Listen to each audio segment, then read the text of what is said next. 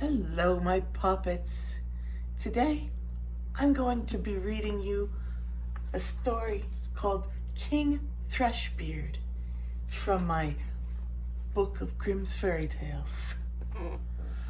A king had a daughter who was beautiful beyond measure, but so proud and overbearing that none of her suitors were good enough for her.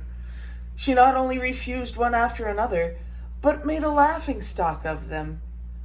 Once the king appointed a great feast and bade them all to the marriageable men from far and near, and they were all put in rows according to their rank and station. First came the kings, then the princes, then the dukes, the earls, the barons, and lastly the noblemen. The princess was led in front of the rows, but she had a mocking epithet for each. One was too fat. "What a tub!" she said. "Another too tall. Long and lean is ill to be seen."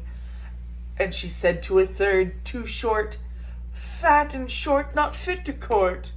And she said for a fourth was too pale. "A regular death's head." And a fifth, red-faced. "A gamecock," she called him. And the sixth, not well made enough. "Green wood ill-dried," she cried. So each and every one of them had something against him, and she made especially merry over a good king who was very tall and had a chin grown a little peaked. "Only look," she cried, laughing, "he has a chin like a thrush's beak."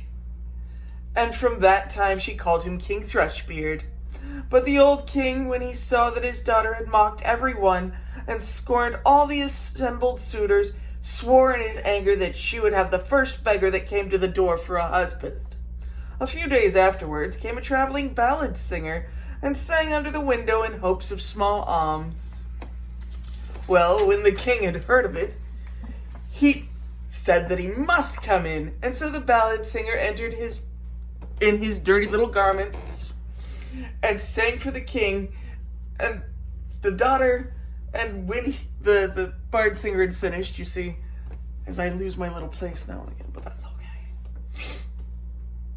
But when he had done, he asked for a small reward, but the king said, "Your song has so well pleased me that I'll give you my daughter as a wife." The princess was horrified, but the king said, "I took an oath to give you to the first beggar that came, and so it must be done." And there was no remedy. The priest was fetched, and she had to be married to the ballad singer out of hand. And when all was done, the king said, "Now you are a beggar's wife, and can no longer stay in my castle, so off with you and your husband." The beggar man led her away, and she was obliged to go forth with him on foot. And on the way they came to a great wood, and she asked, "Oh, whose forest is this, so thick and so fine?" He answered, "It's King Thrushbeard's, and might have been thine." And she cried, "Oh, what a silly young thing! I'm afeard I would have taken the good King Thrushbeard." And then they passed through a meadow and asked, "Oh, whose meadow is this, so green and so fine?" And he answered, "'Tis King Thrushbeard's, and it might have been thine." And she cried, "I was silly young thing, I'm afeard, and I would have taken that good King Thrushbeard." And then they passed through a great town, and she asked, "Whose city is this, so great and so fine?" He answered, "Oh, it's King Thrushbeard's, and it might have been thine." And she cried, "I was a silly young thing, I'm afeard, and I would have taken that old good Thrushbeard." And then said the beggar man, "It does not please me to hear you always wishing for another husband. Am I not good enough for you?" And so at last they came to a very small house, and she said, "Oh, dear me, what poor little house do I see? And whose, I would know, may this wretched hole be?" And the man answered, "This is my house and yours, and we shall live together." And she had to stoop before she could go in the door. "Where are the servants?" asked the king's daughter. "What servants?" answered the beggar man. "What you want to have done, you must do yourself. Make a fire quickly and put on water and cook me some food. I'm very tired." But the king's daughter understood nothing about fire making and cooking, and the beggar man had to lend a hand himself in order to manage it all. And when they had eaten their poor fare, they went to bed. But the man called up to his wife very early in the morning in order to clean the house. For a few days they lived in this indifferent manner, until they came to the end of their store. "Wife," said the man, "this will not do, stopping here and earning nothing. You must make baskets." And so he went and cut willows and brought them home, and she began to weave them, but the hard twigs wounded her tender hands. "I see this will not do," said the man.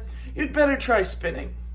So she sat down and tried to spin, but the harsh thread cut her soft fingers so that the blood flowed. "Look now," said the man, "you're no good for any sort of work. I made a bad bargain when I took you. I must see what I can do to make a trade pots of earthen vessels. Then you can sit in the market and offer them for sale." "Oh dear," she thought, "suppose while I'm selling the market people belong to my father's kingdom should see me, how they would mock me." But there was no help for it. She had to submit or else die of hunger. And the first day went well. The people bought her wares eagerly because she was beautiful, and she gave whatever she asked for, and some of them had even given her the money and left the pots after they had gone. And so they lived on these earnings for as long as they lasted. But the man bought a number of new pots, so she had the ability to sit herself in the corner of the market, and stood the wares before her for sale. All at once, a drunken soldier came plunging by, and rode straight into the middle of her pots, breaking them into 1,000 pieces. And she could do nothing for weeping. "Oh dear, what will become of me?" she cried. "What would my husband say?" And she hastened home to tell him of her misfortune. "Who ever heard of such a thing as sitting in the corner of the market with earthenware pots?" said the man. "Now leave off crying. I see you're not fit for any regular work. I've been at your father's castle asking if they want a kitchen maid, and they say they don't mind taking you. At any rate, you'll get your victuals for free." And the king's daughter became a kitchen maid, and at the cook's behest went to their beck and call, doing all of the hardest work. In each of her pockets she fastened a little pot, and brought them home whatever was left, and upon that she said her husband and herself were well fed. It happened one day, when the wedding of the eldest prince was celebrated, that the poor woman went upstairs and took a stand by the parlor door to see what was going on. And when the place was lit up and the company had arrived, each person handsomer than the one before, all was brilliancy and splendor, and she thought on her own fate with a sad heart, and bewailed her former pride and haughtiness, which had brought her so low and plunged her into great poverty.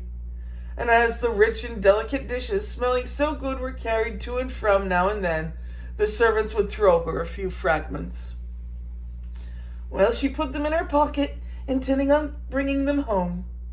And then the prince himself passed, clothed in silk and velvet, and with a gold chain around his neck. And when he saw the beautiful woman standing in the doorway, he seized her hand and urged her to dance with him. But she refused, all trembling, for she saw that it was King Thrushbeard, who had come to court her, and whom she had turned away with mocking. It was of no use her resisting, and he drew her into the room, and all at once the band, with her pockets fastened and broke, and the pots fell out, and the soup ran about, and the fragments were scattered all around. And when the people saw that, there was great laughter and mocking. And she felt so ashamed that she wished herself 1,000 fathoms underground. She rushed to the door to fly from the place, but when a man caught her just on the steps, she looked at him, and it was King Thrushbeard again.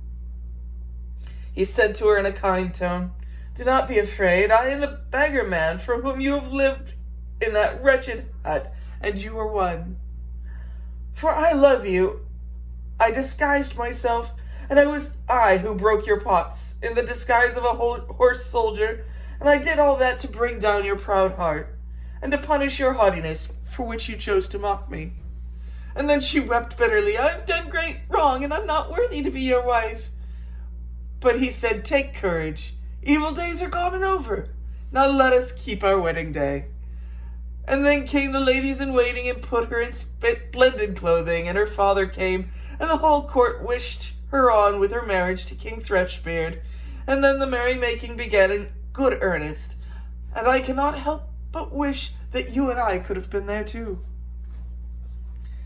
Well, here we are, and it's true that you shouldn't go judging people on appearances.